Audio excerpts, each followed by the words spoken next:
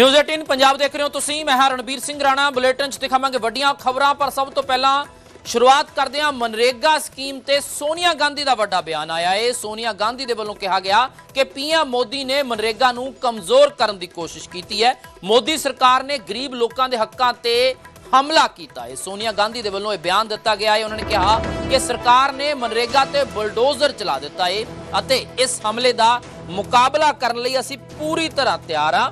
सोनिया गांधी ने कहा कि सरकारां ने विरोधी धिर नूं भरोसे च लए बिना ही यह फैसला ले लिया है अते इस काले कानून खिलाफ लड़न दे लई पूरी कांग्रेस वचनबद्ध है। सोनिया गांधी ने कहा कि वो लोकां दे नाल खड़े ने ते पूरी दी पूरी कांग्रेस देश दे लोकां दे नाल है अते कोविड समय गरीबां दे लई यही मनरेगा योजना सी जो संजीवनी बनी है। ना सिर्फ महात्मा गांधी का नां हटाया गया सगों इस स्कीम का पूरा रूप ही बदल दिता गया है। मनरेगा लियाउण च कांग्रेस का वड्डा योगदान सी। यह पार्टी नहीं सगों देश हित नाल जुड़ी योजना सी। सोनिया गांधी दे वल्लों यह गल आखी गई है। दस दिए कि मनरेगा का नाम बदलिया गया है, नियम बदले गए ने जिसनूं लैके विरोधी धिरां दे वल्लों इसका विरोध किया जा रहा है। तो हुण सोनिया गांधी की यह स्टेटमेंट सामने आई है। उन्होंने कहा कि असीं इस काले कानून के खिलाफ हाँ अते पूरी तरह असीं लड़ांगे इस कानून के खिलाफ। विरोधी धिरां नूं भरोसे दे विच भी नहीं लिया गया इस कानून नूं लियाउण दे लई। उन्होंने कहा कि यह योजना उही योजना है जिसने जदों देश दे विच करोना काल सी उदों इसे दा लोकां दा फायदा होया इसे स्कीम दे नाल, मनरेगा स्कीम दे नाल। उन्होंने कहा कि ना सिर्फ महात्मा गांधी का नां हटाया गया सगों इसका पूरा रूपरेखा ही इसकी बदल दी गई है।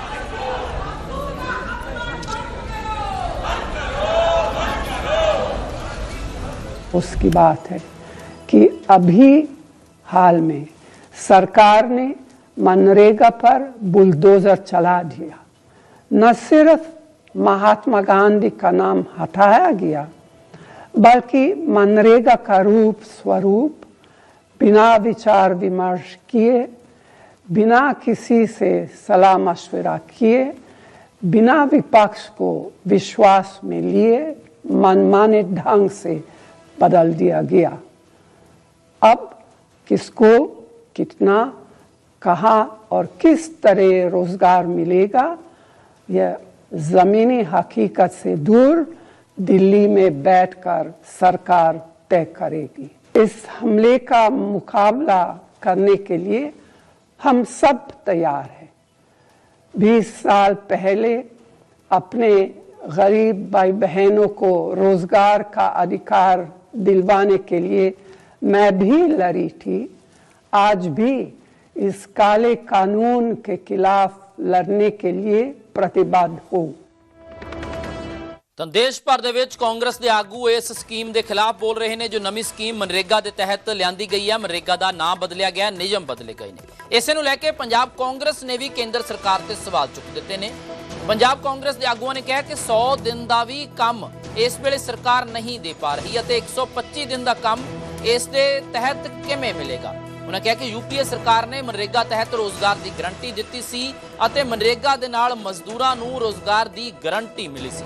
मनरेगा दे नाल मजदूर आर्थिक तौर पर मजबूत होए। मनरेगा का ना ही नहीं बदलिया बल्कि नियम भी बदले गए ने। कांग्रेस के वल्लों यह कहा गया है कि काम की कानूनी गारंटी नूं खत्म किया जा रहा है। यह नवी स्कीम केंद्र नूं पावरफुल कर दी है। नवी स्कीम सूबियां ते भी आर्थिक बोझ है क्योंकि पहला 90-10 की रेशो सी जिसनूं हुण 60-40 की कर दिता गया है कि केंद्र 60% हिस्सा पाएगा, 40% हिस्सा इस दे विच जो स्टेट है उसका रहेगा। इस दे नाल ये भी कहा गया कि केंद्र हुण ये भी तय करेगी कि मनरेगा तहत किस सूबे नूं कितना काम देना है। औसतन 42 दिन का ही काम इस वेले सरकार दे पा रही है। तो मनरेगा स्कीम कांग्रेस की सरकार वेले यूपीए सरकार वेले आई सी जिसका हुण नाम बदलिया गया है अते उसके नियम बदले गए ने जिसका कांग्रेस के वल्लों विरोध किया जा रहा है। ये सरासर देश के गरीबां नाल अन्याय ते धक्का है क्योंकि किसी समय देश के प्रधानमंत्री ने अपनी मंशा जाहिर की सी देश की पार्लियामेंट दे विच और क्या सीगा कि कांग्रेस की विफलताओं का ये एक मैं पुलंदा है जिसको मैं ऐसे रखूंगा। तो ਉਹਨਾਂ ਦੀ ਜਿਹੜੀ ਨੀਅਤ ਸੀਗੀ ਉਹ ਬਿਲਕੁਲ ਸਾਨੂੰ ਹੁਣ ਸਾਫ਼ ਹੋ ਗਈ ਹੈ। ਮਨਰੇਗਾ ਦਾ ਨਾਮ ਬਦਲਤਾ, ਉਹਦੇ ਤੇ ਮੈਡਮ ਤੁਹਾਡੇ ਨਾਲ ਦੱਸਣਗੇ ਕਿ ਕਿਸ ਤਰ੍ਹਾਂ ਰਾਸ਼ਟਰਪਿਤਾ ਮਹਾਤਮਾ ਗਾਂਧੀ ਦਾ ਨਾਮ ਬਦਲ ਕੇ ਨਾਮ 'ਚ ਵੀ ਸਿਆਸੀਕਰਨ ਤੇ ਜਾਣਬੁੱਝ ਕੇ ਲੋਕਾਂ ਨੂੰ ਭੰਬਲ ਭੂਸਾ ਪਾਇਆ ਜਾ ਰਿਹਾ ਹੈ। ਔਰ ਵੱਡੀ ਗੱਲ ਇਹ ਹੈ ਕਿ ਮਨਰੇਗਾ ਦੇ ਲੋਕਾਂ ਨੂੰ ਬਿਲਕੁਲ ਦਿਹਾੜੀ ਨਹੀਂ ਮਿਲਦੀ ਨੀਚੇ। ਅੱਜ ਪੰਜਾਬ ਦੇ ਲੋਕ, ਮੈਂ ਕੇਵਲ ਪੰਜਾਬ ਦੀ ਗੱਲ ਕਰਨੀ ਚਾਹੁੰਦਾ ਹਾਂ ਕਿ ਪੰਜਾਬ ਦੇ ਲੋਕ ਜਿਹੜੇ ਨੇ ਗਰੀਬ, ਉਹ ਦਿਹਾੜੀ ਤੋਂ ਤਰਸ ਰਹੇ ਨੇ। ਉਦੋਂ ਇਸ ਕਰਕੇ ਤਰਸ ਰਹੇ ਨੇ ਕਿ 10% ਜਿਹੜਾ ਸਾਡਾ ਕੰਮ ਹੈ ਸਟੇਟ ਗਵਰਨਮੈਂਟ ਦਾ, 10% ਇਹ ਹਿੱਸਾ ਪਾਉਂਦੀ ਹੈ ਤੇ 90% ਸੈਂਟਰ ਪਾਉਂਦੀ ਹੈ। ਬਹੁਤ ਸਾਰੀਆਂ ਸਾਡੀਆਂ पेमेंट इस करके भी डिले हो जाती है कि आम आदमी पार्टी की सरकार स्टेट जब जब इस देश पर विपत्ति आई, मनरेगा चट्टान बन के खड़ा रहा और मोदी जी ने भी इसमें पैसा डाला, डालने को मजबूर हुए, ना डालते तो रूरल इकोनॉमी बैठ जाती। लेकिन ये सब करने के बावजूद अब उन्होंने जो पाप किया है वो सोच से परे है। Mahatma Gandhi National Rural Employment Guarantee Act को बदलकर विकसित भारत गारंटी रोजगार आजीविका मिशन ग्रामीण रख दिया है। क्या करना चाह रहे हैं ये? आपको क्या लगता है ये सिर्फ महात्मा गांधी का नाम हटाने तक सीमित है? बिल्कुल नहीं। ये स्कीम मनरेगा में जो कानून की गारंटी है, जो कॉन्स्टिट्यूशनल लीगल गारंटी है, उसको खत्म कर रही है। यह नया बिल विपक्ष से कोई चर्चा नहीं की गई, उसके बावजूद लाया गया। सिविल सोसाइटी से कोई चर्चा नहीं की गई, उसके बावजूद लाया गया। इस नए बिल में स्टेक होल्डर, जो प्रभावित लोग हैं, जो भूमिहीन किसान हैं, जो मजदूर हैं, जो श्रमिक हैं, उनके साथ कोई चर्चा नहीं की गई। वैसे ही लाया गया जैसे 3 काले कानून लाए गए थे, बिना किसी से चर्चा किए, सनक के चलते। और वही सनक है जिसने 20 साल बाद एक इतना बढ़िया कानून जो इस देश को सशक्त बनाता है, उसको बदलने की कवायद की जा रही है।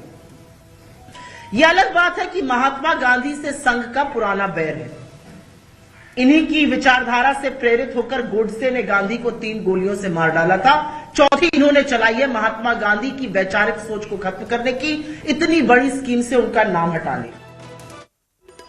ਤਾਂ ਮਨਰੇਗਾ 'ਚ ਬਦਲਾਅ ਨੂੰ ਲੈ ਕੇ ਜਿੱਥੇ ਕਾਂਗਰਸ ਸਵਾਲ ਚੁੱਕ ਰਹੀ ਹੈ, ਉੱਥੇ ਕੇਂਦਰੀ ਖੇਤੀਬਾੜੀ ਮੰਤਰੀ ਦਾ ਵੀ ਬਿਆਨ ਆਇਆ ਏ ਕਿ ਜੀ ਰਾਮ ਜੀ 'ਚ 125 ਦਿਨਾਂ ਦੇ ਕੰਮਾਂ ਦੀ ਗਾਰੰਟੀ ਹੈ। ਸ਼ਿਵਰਾਜ ਸਿੰਘ ਚੌਹਾਨ ਕੇਂਦਰੀ ਖੇਤੀਬਾੜੀ ਮੰਤਰੀ ਨੇ ਨਿਊਜ਼ 18 ਦੇ ਨਾਲ ਉਹਨਾਂ ਦੇ ਵੱਲੋਂ ਗੱਲਬਾਤ ਕੀਤੀ ਗਈ ਹੈ। ਉਹਨਾਂ ਕਿਹਾ ਕਿ ਇਸ ਲਈ ਜ਼ਰੂਰੀ ਬਜਟ ਦੀ ਵਿਵਸਥਾ ਕੀਤੀ ਗਈ ਹੈ। ਸ਼ਿਵਰਾਜ ਚੌਹਾਨ ਨੇ ਕਿਹਾ ਕਿ 60-40 ਦੀ ਵਿਵਸਥਾ सूबਿਆਂ ਤੇ ਬੋਝ ਨਹੀਂ ਹੈ, ਇਹ ਵਿਕਾਸ ਦੇ ਕੰਮਾਂ ਤੇ ਰੁਜ਼ਗਾਰ ਲਈ ਹੈ ਤੇ ਬਾਕੀ ਸਕੀਮਾਂ ਦੀ ਤਰ੍ਹਾਂ ਇਸ ਸਕੀਮ ਦੇ ਲਈ ਵੀ ਪੈਸੇ ਦਾ ਪ੍ਰਬੰਧ ਸੂਬੇ ਕਰਨਗੇ। 60-40 ਦੀ ਰੇਸ਼ੋ ਹੋਏਗੀ।